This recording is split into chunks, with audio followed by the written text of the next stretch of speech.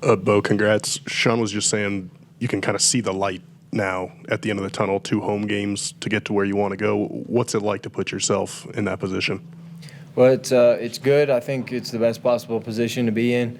2 home games is where we want to be. It's better than having to play on the road, and it's better than having to play an extra game. So I think for us it's the best case scenario, and it'll be good to play here because of our stadium and the atmosphere. I think that'll apply a little bit more pressure.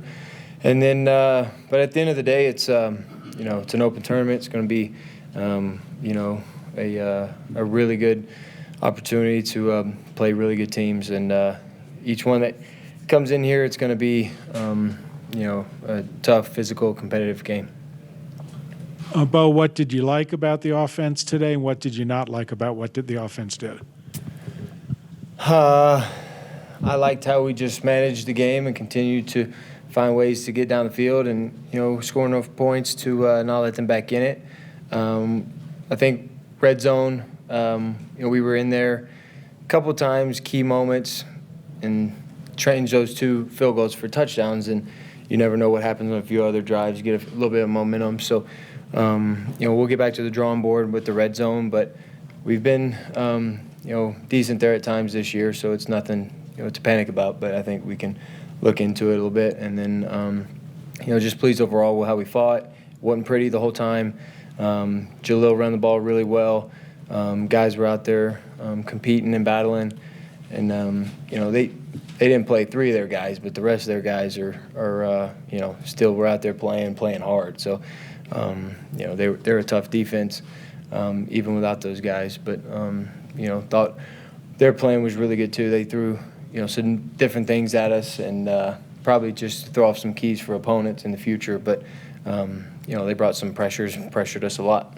Bo, to your left, you also ran the ball really well, 49 yards. Was that the plan coming in, or is that just how the game unfolded, and how did you feel like you were moving? Well, that's how the game unfolded. There was a few scrambles there. None of those really called runs. It was just they got up the field in their rush lanes and covered some guys, and then I just had to take off. And, that's just a part of the game that, is important to use if you got it, and, it adds another element to the defense have to stop. Bo, in that first half, I think second quarter, there's a moment, looked like just the broadcast caught you saying something like wake up or this or that to the sideline. Like when things aren't, operationally maybe moving as fast as you want or this or that, like what's your process? What's your communication like with Sean and the offense, et cetera? Well, I should have done a better job today, having more urgency in the huddle, getting us, going. And, I felt like I failed us on that. And, overall I thought, we didn't play with the tempo and the passion we normally play with. Now, there's a lot that goes into that. It's Week 18, it's the last game of the year. You get kind of up 10-0 weird early, and it's just a strange football game. You prepare for one thing all week and then get something different. You don't know who's going to show up. So, I got to do next time we get in that spot, I got to have better urgency, be a little bit of a spark myself, and then the rest of the guys will do the same. Hey, Bo, you mentioned earlier that you're going to face tough competitive games. You've grinded out a whole lot of victories this year, including today, and I'm wondering how do you think that prepares you for what's next? I think we've been fortunate this year to play in a lot of close games, and we've won a lot of close games. It hadn't been the pretty the ones that you want, like the flashy, the big time wins, the ones you get to, go over there and sit on, rest a little bit in the fourth. But it's part of it. Sometimes you got to go and play the tough ones, and it's better to win some of these tough ones than lose them, obviously, for our position. And it's put us in a position to understand what winning football is like. We've played a lot of playoff teams in these tough situations, and a lot of them have felt a little bit what playoff, physical, competitive football feels like. A lot of guys fighting for a seed or fighting to get in the tournament in general. So I think it'll help us. It definitely won't hurt us. It'll, give us the experience and, speed up the experience a little bit for some of the young guys like myself, and give us the best chance to hopefully go in here and understand how to win some of these games. But Sean mentioned after the Kansas City game last week that he had come over to you and Davis at one point and said that he thought there were some opportunities to run. take off and run. Have you moved the dial at all on that in terms of being assertive when you're on the move in terms of taking off and running, or is it do you use the same feel process sort of regardless of situation? I try to use the same field process regardless. It's sort of however the game flows, however the game sort of approaches me, and sometimes I see feel good lanes. Sometimes I don't have it that day, and it's harder to feel. But I think some of that is doing it early, and feeling it early. I think today the third play of the game, we get a pressure and. It just happens and you escape and you get there and it sort of gets you involved. It's like hitting a free throw early in a basketball game. You just feel what it feels like. You see the ball go through, and I think for me as that unfolds, you do it off or you do it a little bit early and then it becomes more and more. So it's definitely a feel thing. It's not like I'm gonna just get back there and because somebody says you should run a little bit more, not necessarily get back there looking for it, but it's definitely something to feel and be mindful of. And I learned today I got to run a little bit more gassers. I got a little bit out of shape. Bo, straight back. I think 10, 12 times this year postgame I've asked you about the defense. What can you say about them today and second straight year leading the league in sacks? Yeah, I think obviously really sharp. Kept them out of the end zone again. Played a lot of different guys. Got some work out there. J-Mac, elite pick 6. We've been talking about turnovers, and he got one early in the game and really sparked us. Got a good lead. Benito got his sacks. Got after the quarterback. Got a good fumble off of one.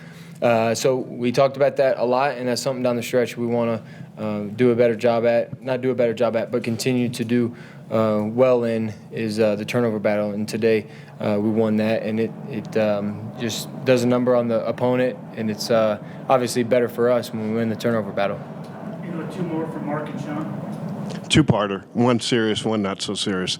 You had Do the not so serious one first. Yeah. You got serious one. You got playoff experience last year. Mm-hmm. Do you take anything from that, or do you just erase it and start over? And the second, as the number 1 seed in the AFC, does that make you the overdog or the underdog? I guess the overdog, but they'll still, give you all the reasons why we're going to lose the game. But I think playoffs is one thing. Going on the road to a tough Buffalo team, you can take a lot of experiences from that, everything you learn. And I think you see a little bit more of, you get there, you start playing, you're like, this is just the same competitive football that we've been playing. Now there's just a little bit more at stake. So I think it was better, much rather have played a game last year in the playoffs than not, and this time being my first one. I think playing at home, it'll be my first home one, so that'll be a little bit different. But I think it'll do nothing but help. And the away experiences from last year, just understanding, how nothing really changes. It's the next week, next opponent. The good thing is you can't look forward, so that you don't, even have a choice. There's no opponent next. You got to wait for that weekend to finish out. So, for me, it's just the next game and the next game and the next game. Fortunately for us, we have 2 weeks, and we can rest a little bit this week and then prepare, have a good week next week. And it's like winning a playoff game this week, so it's huge having that bye. And also you get an extra playoff check. Thanks. Bo, you mentioned style points. When you get those kind of, I guess, loving boos from the home crowd, how do you internalize that and see that? Because they want you to do it, but they're mad. Well, it's funny. It's our job to give them a good quality experience, and they show up to see us win. And obviously we've won a lot of games this year, but it's good. They're not going to be complacent. They want more, and I hope that we're never the fan base that just sits back there and just know we're going to win the game and doesn't get on their feet, doesn't cheer. Because then that's when winning becomes redundant and you take for granted winning. So I think it's going to be good to have that same passion, that same energy, flipped and go against the opponent in a few weeks. But I think at the end of the day, they're not really booing me. They're not booing a certain player. They're not booing a certain coach. It's just kind of the whole thing. And once one guy does it, the whole stands do it. So it's a part of the game. Every time I get this question, I feel like I'll say it. I've been booed before, and I'll be booed again.